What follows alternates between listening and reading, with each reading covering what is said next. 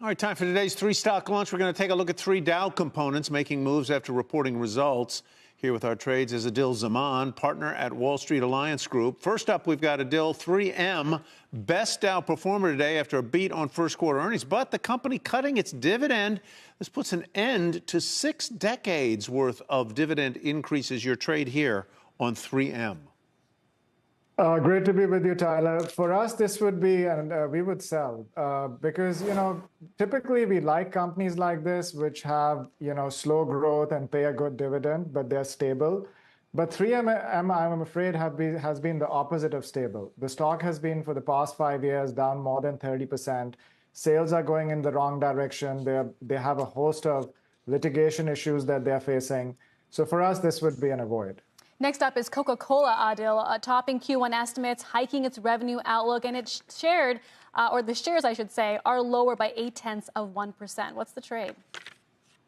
So for us, this would be a buy, Seema, because, there's a reason behind why this is a Buffett favorite. We feel that the broader theme over here that's happening is that eventually, whether it's this year or next year or the year after that, we are going to get rate cuts.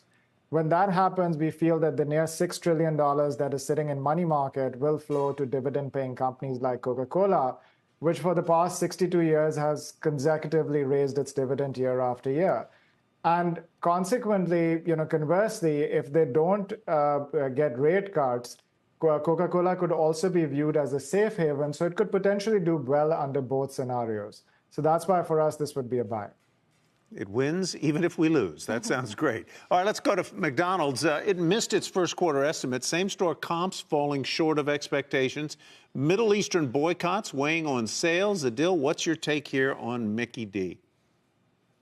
Yeah, so Tyler, another good dividend-paying company, so the same theme there. But if we take a step back and look at the bigger picture, we feel that this is an extremely strong company. So for us, this would be a buy.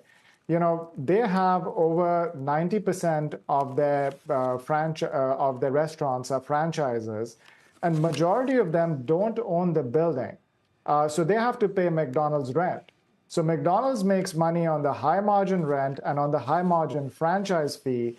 This makes it an extremely profitable business. I mean, to give you an idea, their operating profit margin for last year was about 46%. Compare that to Chipotle, which was only 16%. That is a pretty big difference. Aadil, thank you very much. We appreciate it. Aadil Zaman.